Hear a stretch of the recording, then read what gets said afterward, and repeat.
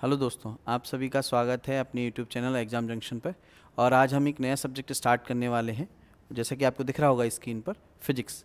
हम सबसे पहले आज सिर्फ इसमें ये समझेंगे कि जो हमारे मेनली कॉन्सेप्ट क्या हैं।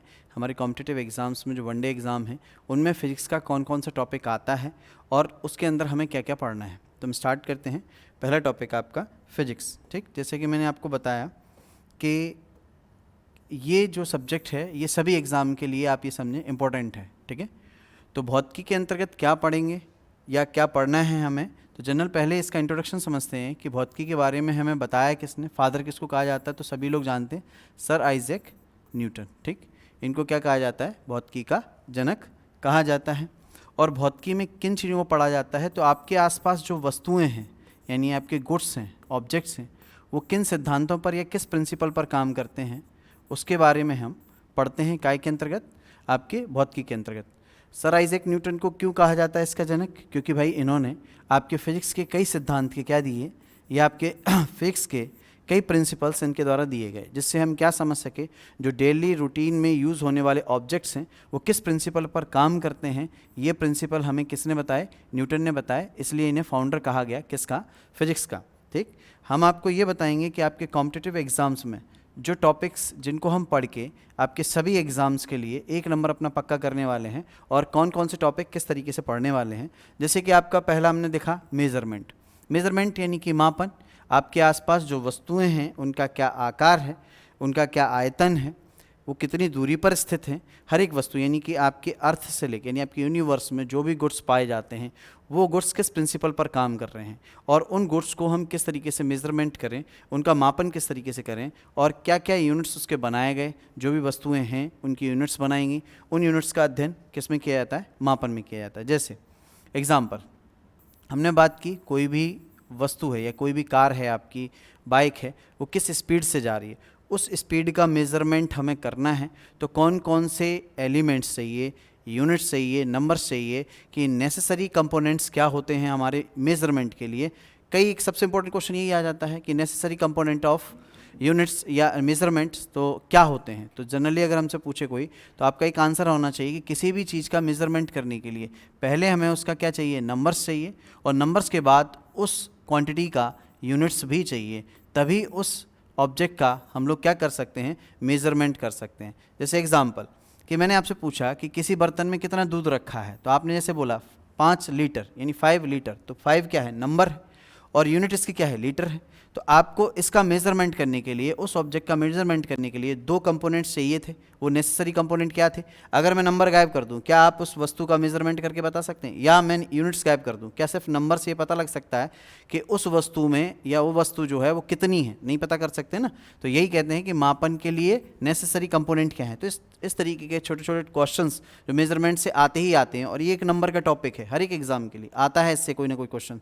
जैसे आपसे पूछ दिया जाएगा रिटार्डेशन किसे कहते हैं, मंदन किसे कहते हैं, या आपसे ये पूछ लिया जाएगा, एक स्ट्रक्चर बना के दे देंगे, जैसे हम आगे बात करेंगे कि भाई A to B, ये आपको लाइन बना के दे दी, ठीक है, और आपसे पूछ दिया कि इसमें भाई डिस्टेंस कहाँ है, वेलोसिटी कहाँ है, या आपसे पूछ दिया जाएगा डिस्प्लेसमेंट कहाँ है, कुछ भी पूछा जा सकता है। तो ये सब टॉपिक काय के अंतर्गत आने हैं, आपके मेजरमेंट के। दूसरा टॉपिक है आपका मोशन, गति।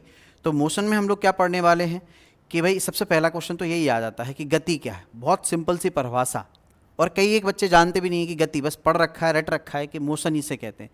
तो गति का सिंपल सा अर्थ होता है कि किसी वस्तु के सापेक्ष आपका स्थान परिवर्तन। जैसे मैं यहाँ खड़ा हूँ, अगर मैं मूवमेंट नहीं करूँ तो आप यही कहेंगे कि मैं गति नहीं कर रहा, लेकिन अगर जैसे ही मैं यहाँ से दूसरी जगह पहुँचता हूँ, यानी कि इस ऑब्जेक्ट के सामने मैंने क्या किया, अपनी जगह बदली या प्लेस चेंज किया, इस यानी सिंपल चीज़, एक ऑब्जेक्ट के अगेंस्ट या कंपैरिजन आपने क्या किया, मूवमेंट किया, वो क्या कहलाता है आपका मोशन या गति। गति तभी मानी जाएगी जब आप एक जगह से दूसरी जगह जाएं लेकिन आपके स्थान परिवर्तन हो, तो ही वो क्या कहलाती है, वस्तु गति अवस्था में कहलाती है। गति कितने प्रकार की होती हैं, गति किन सिद्धांतों पर काम करती हैं, टाइप्स ऑफ मोशन क्या है, ठीक है, उन सब के बारे में हम बात करेंगे काय में, आपके मोशन टॉपिक में। जैसे गति के प्रकार में आपसे पूछ लिया जाता है कि एक विमीय गति क्या है, 1D 2D 3D, ये गतियाँ क्या हैं, इन गति को मेजरमेंट कैसे करना है वो मेजरमेंट में, और ये गति क्या है उनके प्रिंसिपल्स मोशन टॉपिक में पढ़ेंगे। फिर आपका ग्रेविटेशन यानी गुरुत्वाकर्षण, यानी ये क्या है, यानी कि लगने वाला वह बल जो आपको पृथ्वी पर क्या बनाए रखे हुए है, आपको इस पृथ्वी पर चलने लायक बनाए रखे हुए है, वो फोर्स क्या है आपका, ग्रेविटेशन है। इसके अलावा क्या ये पृथ्वी पर ही लगता है, क्या अनदर और भी जो ऑब्जेक्ट्स हैं, गुड्स हैं या यूनिवर्स के वो प्लैनेट्स हैं, क्या उन पर ये उपस्थित है, ये सब हम काय में चर्चा करेंगे, आपके ग्रेविटी वाले टॉपिक में चर्चा करेंगे। ठीक। प्रेशर, दाब, भाई ये वह दाब है जो हम लोग अपने एग्ज़ाम के टाइम अपने ऊपर महसूस करते हैं, लेकिन जनरली यहाँ जब फिजिक्स की बात होती है तो आपके आसपास जो भी वस्तुएं हैं, जो परिस्थितियाँ हैं, उनमें जो भी एलिमेंट्स हैं, उनके द्वारा जो भी हम पर क्या बनाया जा रहा है, दबाव बनाया जा रहा है, उसे हम क्या कहते हैं, दाब कहते हैं। और वो किस सिद्धांतों पर बनते हैं वो हमें बात करनी है क्या है के अंदर, इस टॉपिक में। प्रेशर, लाइट, किसी भी वस्तु को देखने के लिए सबसे ज़्यादा ज़रूरी चीज़ जो है वो क्या है, लाइट। बिना लाइट के भाई हम कुछ भी नहीं देख सकते। तो प्रकाश सबसे ज़्यादा महत्वपूर्ण, यानी कि हम ये कह सकते हैं कॉम्पिटिटिव एग्ज़ाम का सबसे पहला टॉपिक आपका जो मोस्ट इंपॉर्टेंट है वो है मेजरमेंट, एंड सेकंड टॉपिक जो है आपका लाइट। ये हमें बहुत अच्छे से दो टॉपिक पढ़ने हैं, जिससे आपका एक नंबर एक 100% है कि अगर कोई बहुत अच्छा एग्जाम बनता है तो इन दो टॉपिकों को उठा के बना दिया जाता है। ठीक है, टॉपिक सारे पढ़ने हैं जिससे कोई भी क्वेश्चन ना छूटे। नेक्स्ट अपना है विद्युत धारा, चुंबकत्व, मैग्नेटिज्म, इनके बारे में, करंट के बारे में। ठीक है, किस तरीके से विद्युत चुंबकीय क्षेत्र जनरेट होता है, ठीक है, इलेक्ट्रोमैग्नेटिक फील्ड जनरेट करके किस तरीके से विद्युत धारा को प्रभावित किया जाता है, ये सब हम किस टॉपिक में पढ़ेंगे, आपके विद्युत धारा में। फिर आता है आपका हीट एंड टेम्परेचर, क्या है ऊष्मा और क्या है ताप, इनमें अंतर क्या है। बहुत से बच्चे नहीं, 99% बच्चे 11th 12th करने के बाद निकलते हैं, उन्हें यही अंतर नहीं पता होता कि हीट और टेम्परेचर में अंतर क्या है। उन्हें एक ही चीज़ लगती है, ताप को ही वो क्या बोल देते हैं, हीट बोल देते हैं। तो टेम्परेचर के कौन कौन से यूनिट्स बनाए गए, उनमें कन्वर्जन क्या होता है। आपसे बोल दिया जाएगा कि ह्यूमन बॉडी का जो नॉर्मल टेम्परेचर है वो केल्विन में कितना होता है, या डिग्री सेल्सियस में कितना होता है, या आपसे बोल दिया जाएगा फ़ारेनहाइट में कितना है, र्यूमर में कितना है। कोई भी वस्तु दे दी जाए, उसका टेम्परेचर दे दिया जाए, या आपसे ये पूछ दिया जाए कि ऐसा कौन सा टेम्परेचर पॉइंट है जिस पे आपके केल्विन एंड फ़ारेनहाइट की वैल्यू क्या होती है, इक्वल होती है। ठीक, इस टाइप के क्वेश्चंस, या सेल्सियस की वैल्यू इक्वल होती है, ये सब काय में आते हैं आपके हीट एंड टेम्परेचर में। फिर हम बात करते हैं साउंड्स एंड वेव्स की, इन टॉपिकों की, जिसमें हम ये पता करेंगे कि अगर आप मुझे सुन पा रहे हो तो भाई वो ध्वनि आप तक पहुंची कैसे, आप क्यों सुन पा रहे हो। हमारे आसपास जो जानवर होते हैं उनमें से कुछ जानवर जो जुगाली करते हैं और बातचीत भी करते हैं, लेकिन वो हमें समझ नहीं आते। भूकंप जब आता है तो वो ध्वनि हमें सुनाई नहीं देती। ऐसी कौन सी वेव्स हैं जिनके कंपनसेंट हमें सुनाई देते हैं, जिनका कंपनसेंट हमें समझ में आ जाता है। जैसे कोई हमसे बातचीत कर रहा है वो हमें सुनाई दे रहा है, लेकिन जो भूकंप से वेव्स आ रही हैं वो हमें समझ नहीं आ रही, ना हमें सुनाई दे रही हैं। तो किस रूल पर काम करती हैं, किस प्रिंसिपल पर काम करती हैं, आप किस प्रकार की कितने हर्ट्ज़ की वेलोसिटी या वेव्स को आप सुन सकते हो, ये सभी कॉन्सेप्ट आपके काय में क्लियर होंगे, साउंड सेंस वेव में। ठीक है, तो ये टॉपिक हम काय में पढ़ेंगे, आपके पूरे सिलेबस में पढ़ेंगे, और इन टॉपिकों से ही आपका एक नंबर बनता है। क्यों, ये सभी टॉपिक्स हैं, जैसे आपके केमिस्ट्री है, आपका फिजिक्स है, आपका बायो है, साइंस में से सभी में से दो दो तीन तीन नंबर, जैसे मोस्टली बायो से ज़्यादातर क्वेश्चन पूछे जाते हैं। फिजिक्स केमिस्ट्री से भी एक दो नंबर के हमारे पार्ट पूछ लिए जाते हैं वनडे एग्जाम्स में। लेकिन जब हम सिविल एग्जाम्स की बात करें तो भाई ये तीनों टॉपिक, तीनों सब्जेक्ट साइंस के बहुत ज़रूरी हैं, हर एक टॉपिक में से कुछ भी पूछा जा सकता है। ठीक है, तो आपके अगले पॉइंट्स में जैसे हम बात करें, हमने आपको एक जनरली टॉपिक आपको दिया, अभी आपने देखा जो टॉपिक क्या था, गति, मोशन। ठीक है, तो जहाँ मैंने आपको बताया कि पहले तो हमें यही पता होना चाहिए कि गति होती कितने प्रकार की है। जैसे मैंने आपको जनरल बताया कि गति क्या है, किसी भी वस्तु के सापेक्ष आपकी स्थिति बदलना क्या कहलाता है, मोशन कहलाता है। तो कई एक है on the basis of plane, यानी कि सतह के आधार पर, तल के आधार पर गति कितने प्रकार की होती है। या आपसे पूछ लिया जाए कि पाथवे के, depend on pathway, types of motion, यानी कि पथ के आधार पर। या आपसे बोल दिया जाए समय अंतराल, यानी कि टाइम पीरियड के आधार पर गति कितने प्रकार की होती है, ये सभी आपको पता होनी चाहिए। ठीक है, तो जैसे मैंने आपको पहला लिखा कि on the basis of plane, तल के आधार पर गति कितने प्रकार की होती है।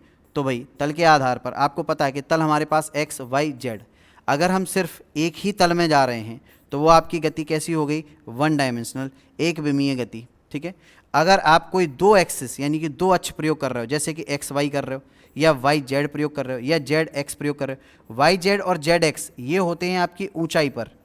ठीक है, और एक्स वाई ये गति जो होती है वो आती है आपकी धरातल पर। ठीक है, क्योंकि भाई एक्स और वाई दोनों प्लेन काय के हो गए आपके सतह के। ठीक है, तो जब एक्स और वाई यानी कि 2D, टू डायमेंशनल यानी द्विविमीय गति जब हम करते हैं तो उसको मेजरमेंट कैसे करें, या द्विविमीय गति किस किस की होती हैं। और तीसरा आपको मैंने बताया 3D यानी कि त्रिविमीय गति, ये आपकी तीनों गतियाँ काय के आधार पर होगी, आपके तल के आधार पर, क्योंकि हमारे पास तीन ही तल हैं एक्स वाई जेड। अगर हम तीनों का प्रयोग करते हैं तो त्रिविमीय गति हो गई, दो का प्रयोग करते हैं द्विविमीय गति हो गई। अब दो का प्रयोग करेंगे, तीन में से कोई दो लेंगे तो एक्स वाई अगर हम लेंगे तो बात होगी वो धरातल की, जैसे कि आपके कीड़े सांप वगैरह की जो गति होती है वो धरातल पर ही करते हैं, ठीक है। कीट पतंगे होते हैं वो हवा में करते हैं। तो जो ऊंचाइयों पर जो गतियां हो रही हैं उसमें जेड जरूर इंक्लूड होगा, क्योंकि जेड हमारी एक्सिस जो है वो काय के लिए बताती है हमें, ऊंचाई को, एक्स लंबाई को, बाई चौड़ाई को। तो लंबाई चौड़ाई ऊंचाई इन तीनों की तलों पर हम जो गति करते हैं वो हमारी कैसी, तल के आधार पर गतियाँ बनाती हैं। पाथ के आधार पर तो आपके दो प्रकार के पाथ होते हैं, एक तो सीधे होते हैं और एक टेढ़े मेढ़े होते हैं। तो जो सीधे होते हैं उन्हें हम बोलते हैं रेखीय गति, लीनियर मोशन बोलते हैं इंग्लिश में अपन इसको, ठीक है। और जो आपका टेढ़े मेढ़े गति होती है उसे हम क्या बोलते हैं, एंगुलर मोशन बोलते हैं, कोणीय गति बोलते हैं। और एंगुलर मोशन में भी हमारे दो प्रकार हो जाते हैं, एक आपका घूर्णन सर्कुलेशन और एक आपका रोटेशन वृत्तीय गति और घूर्णन गति। ये दो गतियाँ हो जाती हैं, ये कोणीय गति कहलाती हैं, ठीक है, घूर्णन गति और वृत्तीय गति, ठीक है, rotational and circulation motion. Time period के आधार पर, समय अंतराल के आधार पर एक होती है आवृत्ति, ठीक है, यानी कि हम इससे कहते हैं पीरियडिक मोशन, और एक होता है आपका नॉन पीरियडिक मोशन, अनावृत्ति, ठीक है, टाइम पीरियड के आधार पर नॉन पीरियडिक मोशन। तो ये सभी इतने टाइप के मोशन होते हैं। जनरली आपको इंट्रोड्यूस कराना था कि ये मोशन होते हैं, मैंने एग्जांपल भी बता दिया। जैसे एक्स वाई जेड, आपसे कोई पूछे कि सीधी गति कौन सी चीज़ें करती हैं, तो एग्जांपल मैं यही समझा देता हूँ। सीधी गति करती है आपकी, बिल्कुल सीधी गति होनी चाहिए, मतलब हम किसी वस्तु को ऊपर से नीचे फेंकें, यानी उसका प्रारंभिक वेग 0 हो, बिल्कुल सीधा जाए, तो वो गति कैसी है उसकी, वन डायमेंशनल, क्योंकि वो सीधी आ रही। किस तरह भी आपने बताया था कि हवा में से छोड़ें तो वो 3D हो जाती है, लेकिन हम उसको सीधा फेंक रहे हैं तो वो गति कैसी होगी, एक ही डायमेंशन में जा रही है, वो कैसी होगी आपकी 1D, वन डायमेंशनल गति होगी। या हम बोले पिस्टन की गति, जैसे बंदूक चलती है तो उसकी जो पिस्टन मूव करती है वो बिल्कुल सीधा करती है। या हम एक और एग्जांपल ले सकते हैं कि सिलाई मशीन की जो सुई चलती है वो बिल्कुल सीधी चलती है, बिल्कुल सीधी गति को हम लोग क्या बोलते हैं, वन डायमेंशनल बोलते हैं, एक विमीय गति बोलते हैं। तो ये सभी गतियाँ आपकी काय में आ जाएंगी। किसी एक्स प्लेन पे जाए तो जब हम ऊपर से नीचे फेंक रहे हैं तो भले ही वो ऊंचाई पर है लेकिन अकेली जेड प्लेन पर आ रही है ना, तो इसलिए वो कैसी गति कहला रही है, एक विमीय गति कहला रही है। और आपके जो, जैसे मैंने माला में कोई मोती डाला तो वो भी सीधा जाता है, तो वो भी गति कैसे हो गई आपकी, तो ये एग्जाम्पल है, एग्जाम्पल भी हमें समझने, वो आपके एक विमीय गति में हो गए। 2D में आ जाए तो हमने आपको बताया कि अगर वो ज़मीन पर है तो सांप की गति हो गई, कीड़े मकोड़ों की गति हो गई, ठीक है, कीट पतंगों की गति हो गई, ठीक है। ये सब कैसी हैं, कीट पतंगों की गति तो हवा में भी हो जाती है, तो लेकिन है तो वो उसमें हम दो ही चीज़ यूज़ करते हैं, बाई और जेड, ठीक है, चौड़ाई और ऊंचाई, नीचे नहीं आ रहे, कीट पतंग उड़ रहे हैं। कि सर फिर 2D और 3D में अंतर क्या है, तो 3D में या 3D के अंतर्गत हम वो गति ले सकते हैं जो ऊंचाई पर तो होती हैं, एक्स वाई जेड तीनों ऊंचाई पर होती हैं, लेकिन जब वो जमीन से यानी धरातल से ऊंचाई पर जाती हैं और फिर उनकी गतियों में हम परिवर्तन ना कर सकें, तो ऐसी गति हमारी 3D के अंतर्गत आती है। एग्जाम्पल क्या है, तो बहुत छोटा सा एग्जाम्पल आपको लेते हैं कि हम लोग क्रिकेट में शॉट मार दें तो क्या हवा में जो बॉल होती है उसकी गति को हम परिवर्तित कर सकते हैं क्या, नहीं कर सकते, तो उस समय उसकी गति जो होती है वो त्रिविमीय गति होती है, ठीक है। और अगर हम बात करें कि हेलीकॉप्टर, तो हेलीकॉप्टर की गति को हवा में बदला जा सकता है, कंट्रोल कर सकते हो, तो वो आपकी द्विविमीय गति होगी। तो आपके वाहनों की गति यानी कि एरोप्लेन है, हेलीकॉप्टर्स है, इनकी अगर गति है तो वो द्विविमीय है। लेकिन अगर मैं वहीं बोल दूं कि हवा में एक बॉल है, हमने जैसे मान लो कि फुटबॉल में किक दी तो फुटबॉल कहाँ पहुंची, हवा में, तो उस समय उसकी गति कैसी है, त्रिविमीय। क्यों, क्योंकि हम उसे बदल नहीं सकते। तो जो परिवर्तनशील है वो द्विविमीय में है, जो परिवर्तनशील नहीं है वो त्रिविमीय में है। तो ये सिंपल से एग्जाम्पल्स थे। तो मैंने आपको सिर्फ ये बताने के लिए कि भाई फिजिक्स में हमें ये सारे सब कॉन्सेप्ट पढ़ने हैं और इस तरीके से कॉन्सेप्ट पढ़ने हैं कि हमारा कोई भी क्वेश्चन ना छूटे, ठीक है। तो इतना समझ आया होगा आपको। तो मिलते हैं हम लोग नेक्स्ट क्लास में, तब तक के लिए धन्यवाद।